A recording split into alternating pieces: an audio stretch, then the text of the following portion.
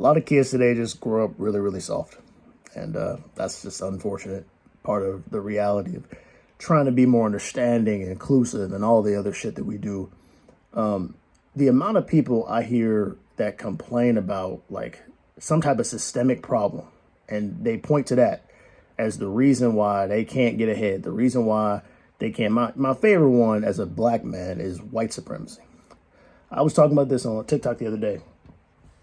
Someone was trying to explain away, why having expectations of black boys and black children reading above a certain threshold and them not getting there is an example of white supremacy. And it's just like, it just makes me realize how soft we've become. The one thing is, like, your ancestors, the ones who fought, that y'all like to quote all the time, civil rights movement, how many of them do you think would look at you now and be like, yeah, they're fighting a good fight? I don't think none of them would. Not a single one. And if we're honest, we have just become people who desire power, not people who desire to be equal. It's not really about stopping racism. It's about being able to control who is racist. And back to the example of like the reading levels, right? The thing that bothers me about so many people who complain about shit like that is when white supremacy, when y'all succeed in the systems of white supremacy that y'all complain about so much, y'all don't credit white supremacy, right? And again, like on TikTok, people were asking me like, why would you credit white supremacy? Because the way y'all talk about it makes it seem as though the system is responsible for everything. And if the system is so pervasive that you can't even be expected to read to your child and have your children come into a school and be able to read to pass a certain level, if that's what we're talking about, then when you succeed, don't act like it's not the system's fault, because it is.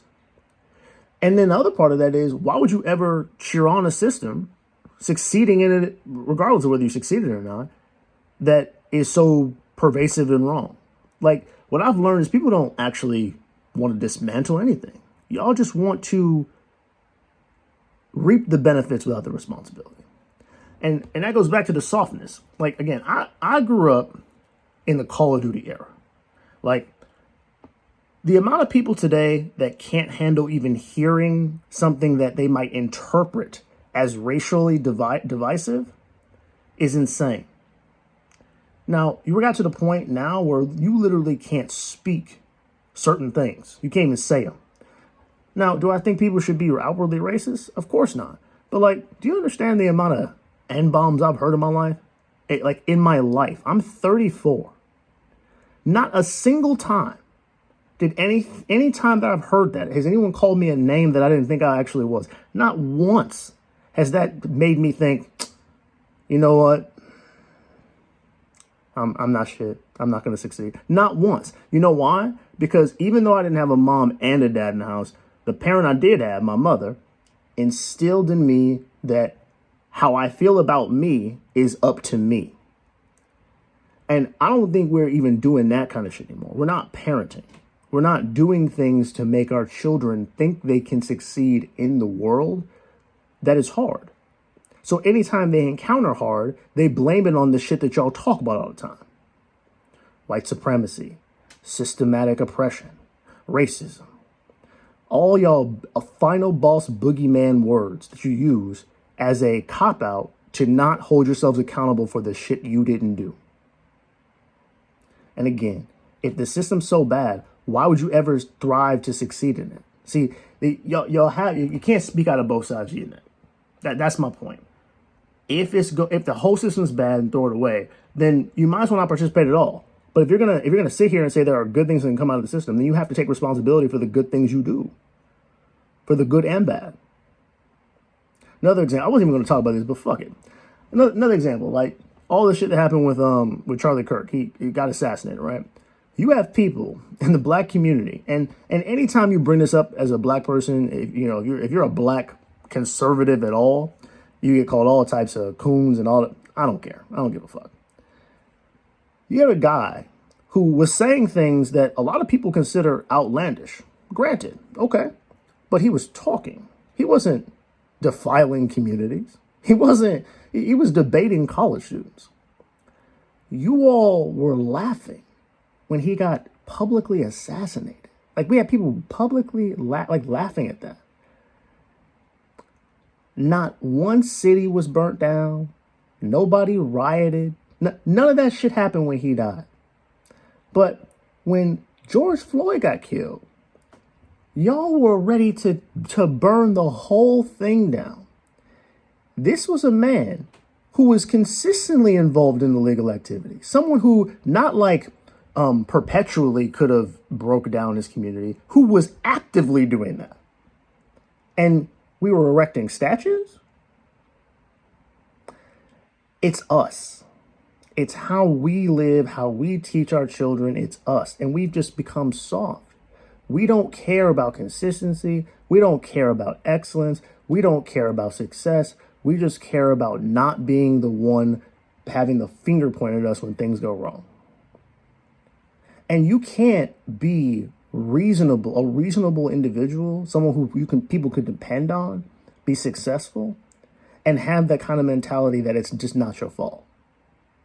You can't have that. How do you expect to run anything if you're pointing the finger with some of the most mundane things in your life? Reading? Now, granted, that's not the children's fault that they can't read. That's the parents' fault. But if you're a parent and you're expecting more out of educators and the system when it comes to your child than you are of you, you should have considered those things before you had a kid. And now that the kid's here, you gotta figure the fuck out. But see, don't nobody want to hear. You gotta figure it out. People want to hear. Life is hard. It's okay. You're doing your best. No big deal. Try again later. The problem is there's no redos with that kid's development. There's no redos when you fuck up someone mentally so much that they think they're a victim forever. When you raise soft children who can't even go out into the world and confront criticism or people who think differently from them, they're not going to be able to succeed.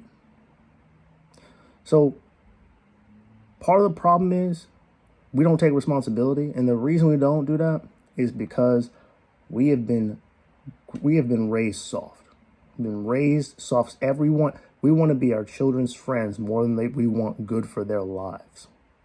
And if you're not ready to do some hard work and raise some kids, like I talked about previously, if you don't want to do the work of raising those children and having those hard conversations, don't have children. But it's on you. It's on you. Your life's on you.